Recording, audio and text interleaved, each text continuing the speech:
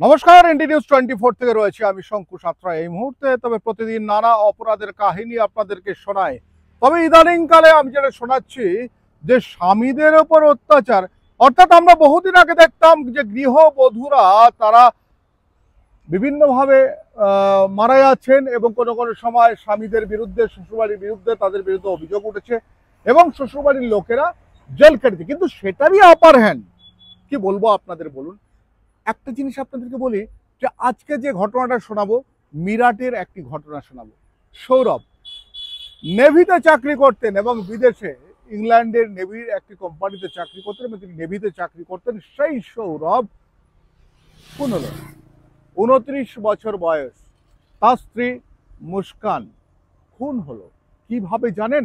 এই মর্মান্তিক ঘটনা যদি আপনারা শোনেন তাহলে কিন্তু একবার চমকে উঠবেন। কিভাবে? এই যে মুস্কান, অর্থাৎ ওর স্ত্রী মুস্কান বিয়ের পর থেকে, অর্থাৎ মিরাটে ব্রহ্মপুরী এলাকার ফেজ 2-তে বাড়ি ছিল সৌরভের এবং মুস্কানের বাড়ি ছিল গৌরীপুরাতে। 2016 সালে ওদের বিয়ে হয়েছিল মুস্কান এবং সৌরভের। মুস্কানের বর্তমান বয়স 27 বছর। কিন্তু এই দুজনের বিয়ে হওয়ার পর থেকে সংসারে কিন্তু সেই রকম ভাবে কোনো বনিবনা ঠিক হচ্ছিল না, যার ফলে এই যে সৌরভের পরিবার তারা কিন্তু অশান্তি বোধ করছিলেন। তার ফলে কিন্তু অর্থাৎ দুজন আলাদা সেপারেট একটি জায়গা, তাদের কাছাকাছিতে, অর্থাৎ ইন্দ্রনগর ফেজ 1-এ একটি ফ্ল্যাট ভাড়া নেয়। সেখানে স্ত্রীকে রেখে এই সৌরভ চলে যান বিদেশে চলে গেলেন। ওদের 2টি কন্যা সন্তান রয়েছে। সমস্ত কিছু চালাচ্ছিলেন কিন্তু সৌরভ।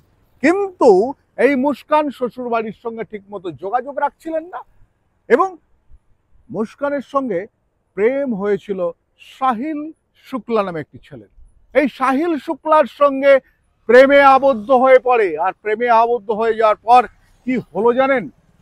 হঠাৎ করেই যখন ফিরে এলেন সৌরভ, দেশে ফিরে আসার পর 4 মার্চ থেকে সৌরভ মিসিং।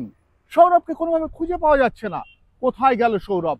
তারপর বিভিন্নভাবে খোঁজ করা। তবে তার মধ্যে সৌরভ কিন্তু নানাভাবে তার বাড়ির সঙ্গে এবং সৌরভ তার বোনের সঙ্গে ওভার মোবাইল ফোন যোগাযোগ করছিল এবং বিভিন্ন মেসেজ পাঠাচ্ছিল।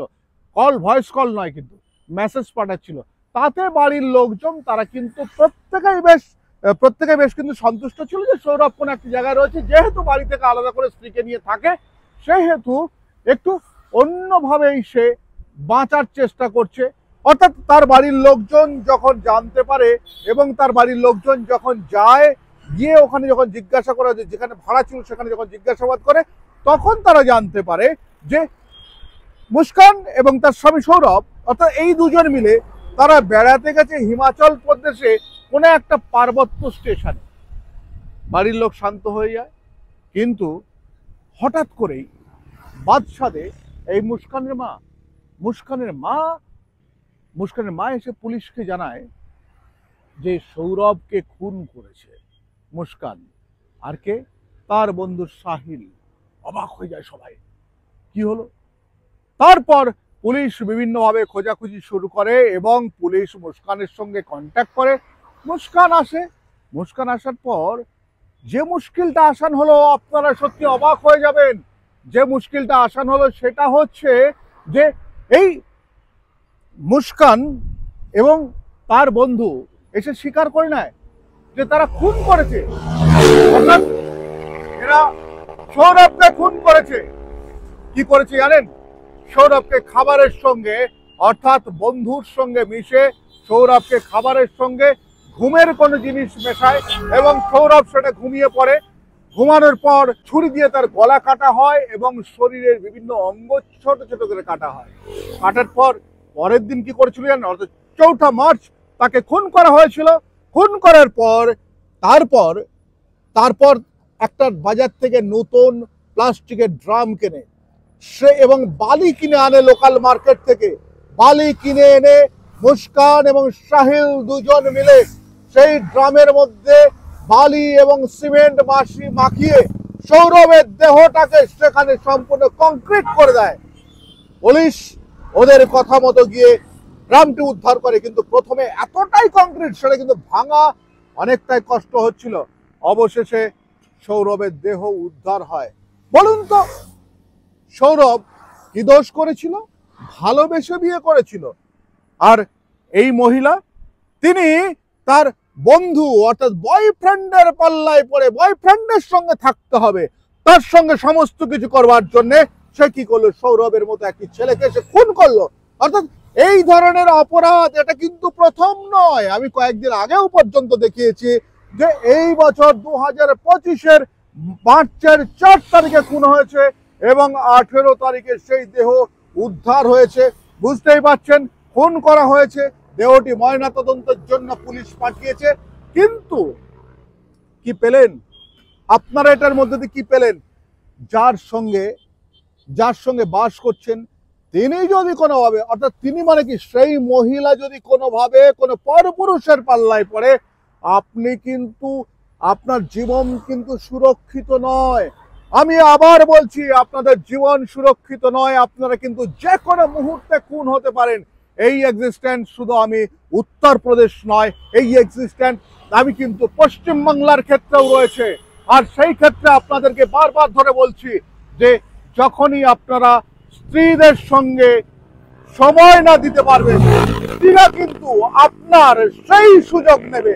আমরা বারবার ধরে দেখেছি যে স্বামীরা যখন স্ত্রীকে সময় দিতে পারছে না, তাদের ভরণ পোষণ, তাদের খাবার দাবার, জীবনে বেঁচে থাকার জন্য, সন্তানদের বেঁচে থাকার জন্য তারা যখন রোজগার করতে লাগে, তখন স্ত্রীরা কিন্তু তার স্বামীকে অনেক সময় অবিশ্বাস করতে থাকে।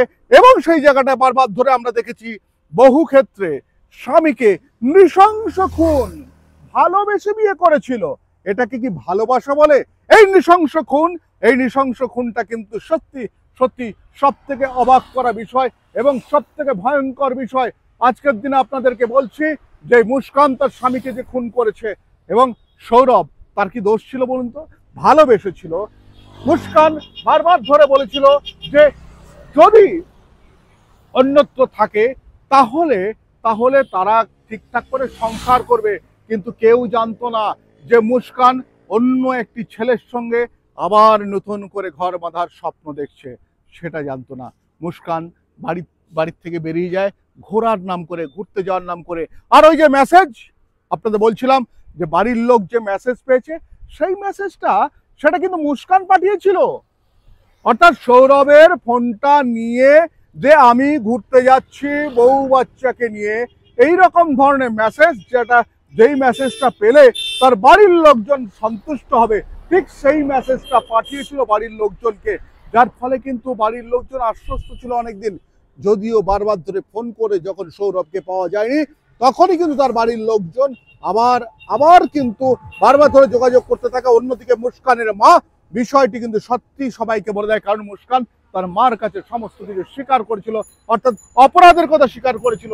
অর্থাৎ আজকের দিনে যেভাবে স্বামীরা অত্যাচারিত হচ্ছে, কিংবা এইভাবে যে মৃত্যু, নৃশংস খুন, শুধু আপনারা এটা বারবার ধরে আপনারা খবরের কাগজ কিংবা বিভিন্ন টেলিভিশনে চোখ রাখলে দেখতে পান, স্ত্রীরা যখন পরকীয়ায় ঝুঁকে পড়ে, স্ত্রীরা যখন পরকীয়ায় মগ্ন হয়, তখন কিন্তু সাধের সংসার লাথি মারে।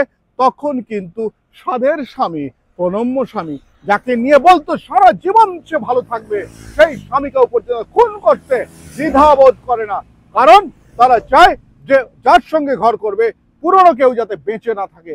অর্থাৎ এই রকম জায়গা থেকে সাবধান সাবধান সাবধান থাকবেন সবাই।